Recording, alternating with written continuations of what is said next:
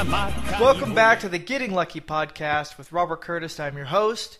Joining me to cover the first Ultimate Fighter of the weekend, the Ultimate Fighter Smashes, is English Thom Burton, the conductor of leg kicks, the Muay Thai master of England. You're mixing it up a little bit there, aren't you? I'm kind of running out of stuff. Go ahead.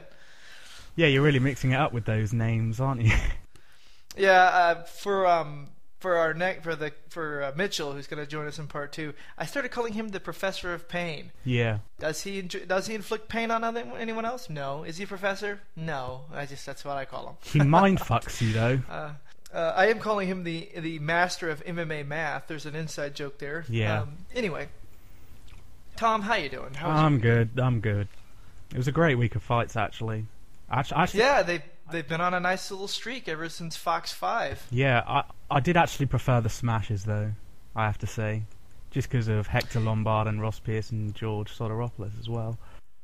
Yeah, and the other thing is we'll talk about this in part 2, but the Fox 5 card, or the TUF 16 card really fell apart with Carwin not being on the final. Yeah. And then with Gillard and Varner falling out. It really kind of defanged the card. We're talking about a card without a lot of excitement on it. But there was excitement, but not a lot of compelling matchups. But we'll save that for part 2. Part 1, we're going to talk about the card in Queensland on the Gold Coast. 5,133 people showed up. The gate was 900,000. Tickets, I looked at this because I'm here in Australia. Tickets were anywhere from 180 to 380, minus any sort of exclusive fan packages. The venue was, I think, small, but not nearly as small as what they had for TUF 16. That one was more like a bar. Yeah. One thing I did notice is that during the post-fight presser, the UFC official in charge, in lieu of Dana White, did say that the FX people were very pleased with the ratings that the TUF Smashes got, and they said he implied that it would be back for next year. So I think it will be an ongoing series. This will be England's international TUF and Australia's international TUF. I don't know. I don't think there's enough talent, to be honest, to continue. I mean, it would be great for it to continue. I mean, it was a very exciting show, but I don't think they have the fighters in Australia to compete with the British fighters at the moment. They do if we start calling all Kiwis Aussies, which we'll see in the card. Well, you're already doing that anyway.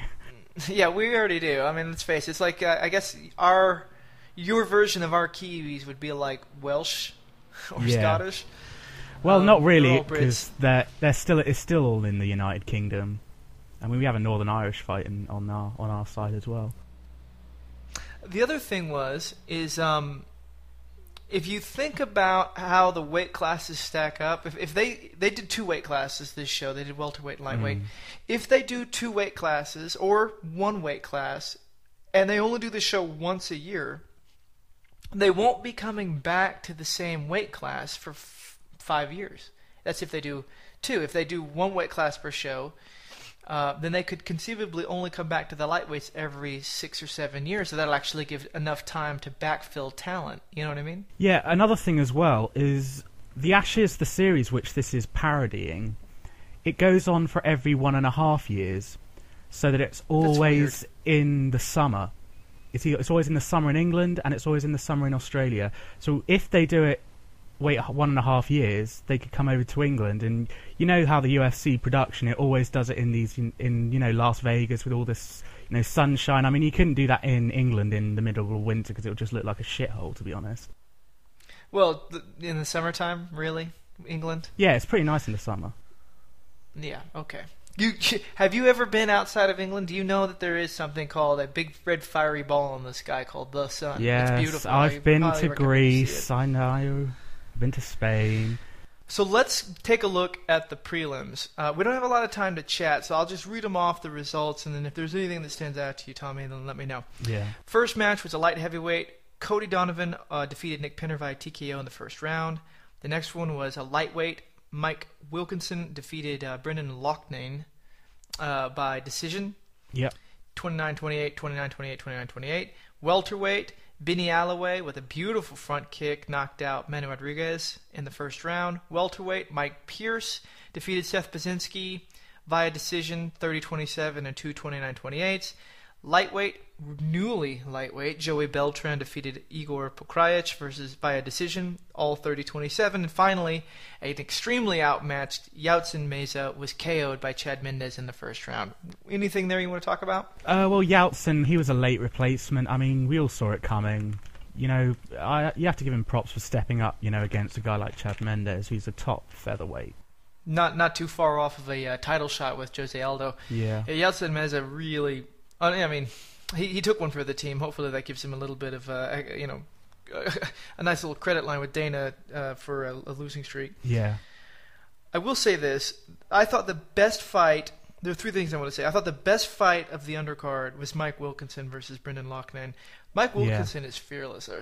Mike Wilkinson's fearless. It was beautiful to just watch him continually come forward. Very exciting fight. Yeah, I agree with you. I don't agree with Cody Donovan and Nick Prenner getting fight of the night. Not for one round of fighting. I think that was on one of the fights on the main card, which I'll get into later. Yeah, and also the front kick by Benny Alloway that put down Manny Rodriguez. There was comparisons there to Anderson Silva, but it was actually a little bit different. I think Rodriguez actually had some bad luck because I think he was changing levels when Alloway threw the kick, and it was just almost dumb luck. Yeah, I think he was going for probably a front kick to the chest, and his face walked straight into it. And I mean, it was unlucky for Manuel or Rodriguez because I thought he was a real talent for the UFC. But I mean, losing your fight on the TUF card generally means you're not going to have a career in the UFC. From past experiences. Particularly if you lose it on the undercard. Yeah. Benny Alloway with we'll talk about the bonuses and everything at the end of the podcast or the end of this segment. Wink, wink, Benny Alloway, wink, wink. But he's still not on contract. On Twitter, he's saying that he's hoping to get a contract, but he still hasn't been offered anything. The other thing I wanted to say was this: Mike Pierce looked really out of shape for this fight. Yeah. I wonder if he was carrying an injury or if he's just going through some troubled waters in his motivation. I imagine, he probably didn't take Seth Pazinski lightly, and he didn't really have the motivation for this fight. I mean, you're fighting a former TUF fighter as well. Yeah, he looked doughy. Good fight between Joey Beltran and Igor Pokrajic. Joey Beltran is... it's hard to believe I'm saying this. He out-cardioed anyone. Yeah. Let's get to the main card. Now, the shocking thing here is it's the most exciting fight of the weekend, particularly with Gallard and Varner out. Is the first fight. Was the lead-off fight for the FX main card for the Smashes. Yeah, I mean, Hector, I think this should have been the main event, even with the Hoss Pierce and George Sotiropoulos coach fight. Just generally on the name of Hector Lombard, he's a big name in Australia. I mean, he's a big name in the US. So why isn't he headlining? And Rousimar and Palhares has a nice little reputation and mythology about him snapping off legs. The simple, unfortunately that's the reputation. It's the simple Brazilian leg breaker. But when we talked to Hector Lombard, he predicted that he wasn't very worried about this fight. He trained, he was healthy. He said he thought it'd actually be an easy KO. He doesn't think he's going to go to the ground. If he did, he wasn't worried, and he thought he'd easy KO him. Turned out Hector Lombard is Nostradamus. Yep. I'm going to ask him about the end of the world. I'm going to ask him for stock tip advice because that's exactly what happened. Well, the fight did go to the ground, though, so he's not... He wasn't worried. That's true. I mean, he didn't get submitted either, and he landed some good ground and pound on Rousimar Palhares, which generally is not very good off his back, as we saw in the Alan Belcher fight. If you can stymie his leg locks... Toquinho seems like he's kind of lost. Like, doesn't really plan for contingency B, The other thing I'll say about Hector Lombard, there's a comparison to him of Mike Tyson. Now, Tyson was much more technical, with his defense and the way he mixed up his strikes, like body shot, uppercut. Hector Lombard, though, he throws everything with really bad intentions. Yeah. I mean... His game plan was near perfect. He managed to cut off the distance with Paul Harris, as I'll say. I can't be asked to say his Brazilian name. Paul Harris, and he closed the distance, caught him up against the cage, and just unloaded a huge power flurry of punches. And Palhares just couldn't take any more of it and just went lights out completely. Yeah, and the thing about Hector is he's throwing these punches from his hips. Like, he's practically throwing these haymakers from his ankles, and he's got good hand speed. I'd really like to see Hector Lombard against the rest of the division. I think I have to admit I was sufficiently underwhelmed when he fought Tim Boetsch, and when I heard, you hear the fighters saying they were injured, and you're like, okay, yeah, whatever. Yeah. But actually, I have to believe he was legitimately injured because he looked like a completely different guy. He looked like Bellator guy. Yeah, exactly. I mean, he's really good with knowing when to throw his power as well, because he doesn't flush himself out, and he's. I think he was able to pull off a 3-round fight with any middleweight in the division. Yeah, I'd like to see him fight probably the winner of Michael Bisping, Vitor Belfort. I mean, and the reason why I had Vitor Belfort in there is because if Michael Bisping loses, I mean, he won't be matched up with Hector Lombard in any time. Well, the thing is Lombard said in the post-fight presser that if either Vitor or Michael Bisping get injured, he'll step in on short notice because he barely took any damage. He said he's perfectly fine. I will say this: I did get to talk to Hector, and I texted him after his fight to congratulate him on his win, and he's a really genuinely nice guy. He texted me back, super nice guy. Can't help but cheer for him. Yeah, I do as well. Let's get to the first of the TUF finales. Norman Parke versus Colin Fletcher. Now, in the preview show for these two TUF finales with Mitchell, I brought up a mathematical formula to predict who would win the TUF finales. And the sole indicator of success that I've found was just how many fights the fighter had before they got on the TUF show.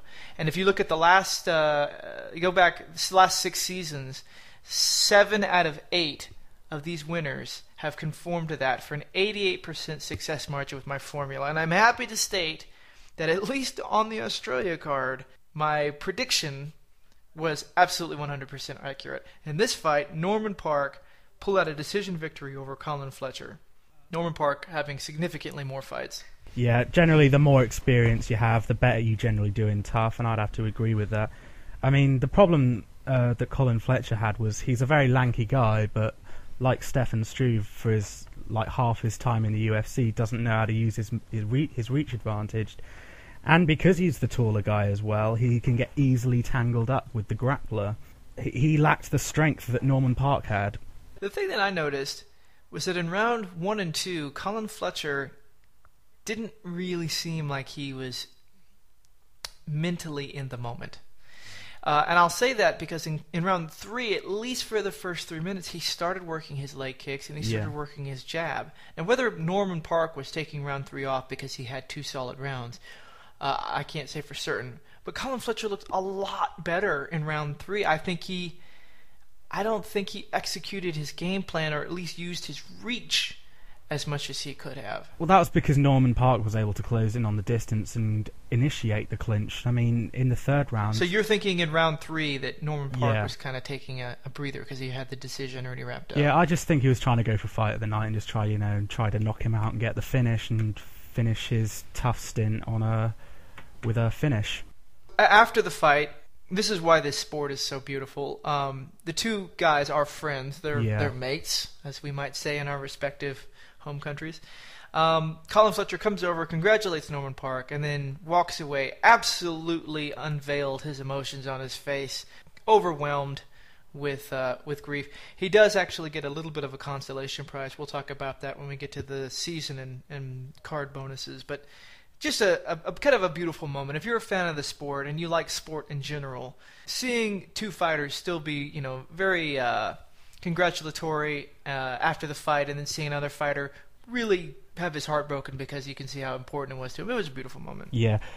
One thing I have to say about Norman Parke, though, if I'm to go back to the analysis, I mean, he's a judo fighter, but what he showed in that fight was excellent top control, and that's something which you normally see from a wrestler. Well, he's a freestyle North Ireland champion.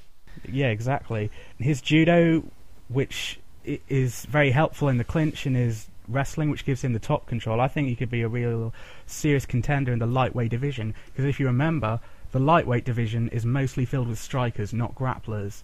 I mean, I'm not truly impressed with Gray Maynard's wrestling, But because he's fights in the lightweight division, where there's and it's not the same as welterweight, which is flooded with wrestlers, he's able to get to where he is in the rankings because of his grappling. I agree. I think out of the 4 finalists, and if you wanted to extend it to the TUF 16, I think Norman Parke probably has the brightest future. Although I would have said Mike Ricci, but based off of how he did, I'd have to take that name back off the list. Yeah. One thing that I thought was funny is whenever I talk to Irish people about North Ireland, they're like, oh, they're all Brits, to hell with them. But as soon as a North Irish guy wins the TUF final, all the Irish guys I know are like, he's one of us. I'm like, oh, okay, yeah, whatever. Well, it depends on his political ideology, if he's a unionist or a Republican, or if he's Protestant or he's Catholic. I mean, it's a pretty shady situation up there. Don't get yourself involved. Or if he's a winner, everyone's going to claim him. Yeah. Do you think Colin Fletcher deserves to be in the UFC? Is he UFC caliber? Well, from his stint on TUF, I would say yeah. I mean, I think he's got excellent leg kicks. I mean, he pulled off a brilliant kick combination, leg kick then body kick. I mean, I think he could have a few good fights in the UFC. I mean, I don't think he can be ranked, but I think he has the potential to do well. If we cut every fighter that got grapple fucked, then there wouldn't be a lot of people in the UFC. Yeah. And that's kind of what happened to him. I think he could be a fan favorite on the undercard for future events. He definitely has skills. He's well-rounded. Why not? I don't see him. Yeah. I mean, I don't see him being much more than a prelim fighter unless something miraculous happens. Yeah, stick him on the UFC Fuel 7 card. I think he'll be prepared enough for that. Yeah, give him a striker. Don't give him another wrestler. Yeah. One thing I did notice is that his reach changed. Before, it was 83, but according to this card, it's now 78. And I also noticed that Toquinho's record, all of a sudden he had 23 wins. I'm noticing that this, at least with Toquinho, that seems a bit cynical in trying to make his record look way more comparable to Lombard's legitimate 32 victories now. Do you think they're throwing in all of Toquinho as amateur? Yeah, I think they're throwing in amateur just to help hype him up, because I mean he's been losing to ranked opponents left, right, and centre. I can't see him continuing fighting, or at least getting any victories when he's fighting ranked opponents. Let's go to the welterweight TUF finale. Robert Whittaker, our Kiwi made Aussie, versus Brad Scott. This was a really good fight. Yeah, I think this should have been fight of the night for me. I mean, Robert Whittaker, he kind of had he was winning the stand-up. I mean, Brad Scott did have his moments, but it was mostly Robert Whittaker for the whole fight. He was able to set up this fast pace, and he was fighting as if he was trying to blitz through Scott with a barrage of punches, which is very similar to the Vitor Belfort Hector Lombard style. Brad Scott did kind of have some successes in the clinch, and he was able to tie him up against the cage, and I thought this was a good plan on his part. I mean, try and tire his opponent out, because he generally hasn't fought many 3-round fights. But I mean, Robert Whittaker was able to pretty much compose himself and get away with the unanimous decision. I think Brad Scott probably should have tried to counter Robert Whittaker's flurries with a takedown of his own, but if he shot in low while he was caught, while Robert Whittaker was caught off balance from those punches, then I think he would have been able to take him down. But obviously he couldn't do it, and Robert Whittaker won the fight. Robert Whittaker is brilliant going forward. When he's striking, he flurried Brad Scott, I think, twice, all the way across the cage. Bang, bang, bang, bang, bang. Great advancing. Now, when he's taking punches, not as good. Yeah. I don't think his head movement is quite where it needs to be. His defense isn't very good. What I wanted to see from Scott when he was being flurried like Vitor did to Wanderlei was Brad Scott, rather than going backwards, circle, flank, pull off some lateral motion, because I think Whittaker's great when he's going in a straight line. I'd like to see how he changes directions and if he could keep on his onslaught. Does Whittaker have a future in the UFC? He's extremely young. He's young. I mean, unless he can miraculously train, get the training he needs with wrestlers and build up his takedown defense, then yeah, but I mean, I can't see it in the welterweight division because that division is stacked with wrestlers. I mean, it'll be hard for him to even break the top 10. One thing he did say is that he's committed to training in Australia, and as patriotic and as nationalistic as that may sound, that's not good. It's not a good career strategy. No. I mean, it's the same with Europe as well. I mean, generally everyone should be looking to train in the United States, unless you live in Brazil and you can somehow train in Nova União, then... But when it comes to an essential part of martial arts, i.e. wrestling, you have to go to America. If you're going to train... If you're going to fight in Muay Thai, you got to go to Thailand to train. Yeah. And since mixed martial arts has so much wrestling in it, not grappling, wrestling, you got to go to the United States because there's no wrestlers here of any caliber in Australia. And from what you've said, it really doesn't sound like, although Norman Parke was pretty good, there's just not a consistent, there's not a legacy of wrestling anywhere outside of, say, Russia and the United States. Yeah. Even the Brazilians go to the United States to learn to wrestle. Yeah, I mean, either that or learn to fight off your back. But that can still work against you. But you've got to be really good off your back. Yeah, or you got to be really good at doing sweeps. Let's go to the final fight. Ross Pearson, George Sotiropoulos. Ross Pearson dominated George Sotiropoulos. I think he had 4 knockdowns, and the final finishing blow, it looked like Ross Pearson threw a short right hook to Sotiropoulos' solar plexus. And he literally went up into the air and sideborne like something you'd see in Dragon Ball Z. Yeah. I mean, yeah, it looked like something out of Tekken where you're juggling them pretty much. I mean, before this fight you said Ross Pearson was just a boxer. Well, in my opinion, George Sotiropoulos is just a jiu-jitsu fighter, a one-dimensional jiu-jitsu fighter with terrible takedowns. You're enjoying this, aren't you? Yeah, I am. I am enjoying this. I can tell. Go ahead, have your moment. Generally, I mean, he doesn't have the style to compete in mixed martial arts because, I mean, if you're a jiu-jitsu submission fighter, you've got to at least be able to take down your opponent, and he just wasn't able to do that.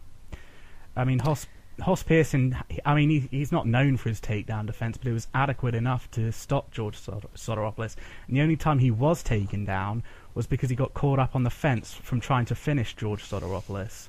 There was a lot of bad blood between these fighters, and this isn't something we addressed on the previous show, but apparently George Sotiropoulos and one of Ross Pearson's coaches got into a fight. And from what I've heard, from what I've read, it was Ross Pearson's boxing coach who knocked out Sotiropoulos after being sucker punched. That's what I've read. I don't know if that's true. I think Ross Pearson even sort of alluded to that, although he was trying to take the high road and be a gentleman about it and not really get into it. I think that moment, that bad blood that happened off camera, and then Pearson talking about Sotiropoulos' boxing affected his game plan. Or rather, it affected his implementation of his game plan. I think he wanted to stand with Ross Pearson and prove a point. His corner was telling him, charge him, get him against the cage, and take him down. He didn't do that. Yeah. And the only times that he tried to do takedowns is when he was hurt and he was trying to scramble for recovery. Yeah. Other than that, he stood. He stood with Ross Pearson the whole fight. And the other thing about George, and I feel conflicted being critical of him because, I've talked to the man, I've emailed him, is that you have to suspect his chin at this point. After the Rafael Dos Anjos KO and now being dropped 4 times by Ross Pearson, I just wonder if he's actually got a chin. It's not only that, he's 35 years old. He's getting old and he's not going to last much longer. He did not look good in this fight. Clearly he was absolutely devastated with the loss. You could just tell in the post-fight. He hasn't been on Twitter at all. He retweeted another guy saying, you tried to represent Australia, good on you, mate. But Ross Pearson, I think he's found new life at lightweight. From what I've heard, he doesn't intend to go back down to featherweight. Well, I don't know. I mean, I liked Ross Pearson at featherweight because he looked good against Junior Assunção. He was able to stop all of his takedowns, and I mean, he only had 1 loss, and that was to Cub Swanson, and he just fought stupid in that fight. And I remember the knockout. He just pretty much walked face forward straight into Cub Swanson's fist and got knocked out. That'll do it. He doesn't have the reach to fight in lightweight either. Guys like Donald Cerrone and Cole Miller, who he lost to, were just pick him apart from the outside, and Ross Pearson wouldn't be able to do anything about it. There has to be something that's said for these guys that are sort of in between weight. Like, to make 155 is probably really easy for him. Yeah. But to make it to 145 is probably a little bit tougher than it should be, you know? And this is the same situation that BJ Penn faces. And dieting and cutting water is the worst part of fighting. Yeah. And so there must just be this temptation that whenever you have success at a weight class that you really shouldn't be fighting at, to say, oh, thank God I don't have to cut weight anymore. You know what I mean? Yeah. Good on you, Ross. I did some teasing towards him on Twitter just to kind of get into the spirit of, two countries, I'm doing this for Australia type thing. But he clearly was the far better man. Yeah. Oh, how he was. Do you think George Sotiropoulos should retire? I don't think there's really anything for him anymore, to be honest. If he doesn't set up his takedowns and use his jits, which is what got him into the game, he's not relevant. I mean, he wouldn't do well in a smaller promotion if he wants to stand with people. It's too late in his career to learn wrestling as well, because wrestling takes a long time to learn. The best thing he'd be able to do is try to get Greco, because I don't know if he has the explosiveness off of his, for a single or double to really try to execute those takedowns. Maybe he could try to get into judo and try to find out how to do trips and stuff. Yeah. The big concern for me coming out of this fight and looking at his last couple are his chin. And that's just something that as a fighter you either have or you don't. Yeah. And you can lose it along the way, but you certainly can't get one.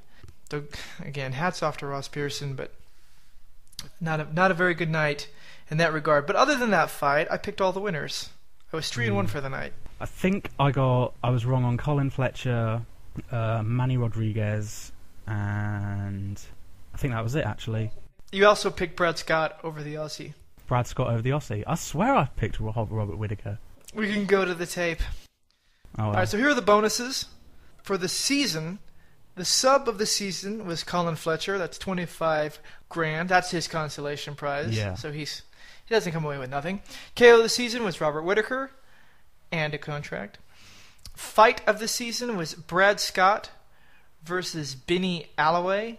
Benny Alloway also got knockout of the night, so he walked away with 65 large. And fight of the night, you talked about this, Donovan versus Pinner. Yeah. Not at all right. No. That was a bad decision. I don't like that fight at all. Maybe it's because I think Donovan was a late-minute replacement and underdog and scored a TKO over Pinner, so maybe that made it exciting. But Mike Wilkinson versus Brendan Loughnane was a better fight. Yeah. I agree with you. I think, given the stakes, Whittaker versus Scott should have been fight of the night. Yeah. Who's actually picking these, I wonder, though? Because it's not Dana White, because he's in the United States, isn't he? Maybe they're just putting him into a hat and pulling them out. Yeah. Fight of the night, Donovan Pinner, no, not at all. What are your final thoughts on the TUF Smashes season or card? Well, it's not really my final thoughts on the season or anything to do with TUF. My final thought is who's here to pick up the mantle of, the number one Australian fighter. Who's the guy that most Australians are going to be rooting for? Because Carl Noak doesn't really have the name to represent Australian mixed martial art. He's pretty damn Aussie, though. He was a personal security guard for the Crocodile Hunter. Did you know that? Really?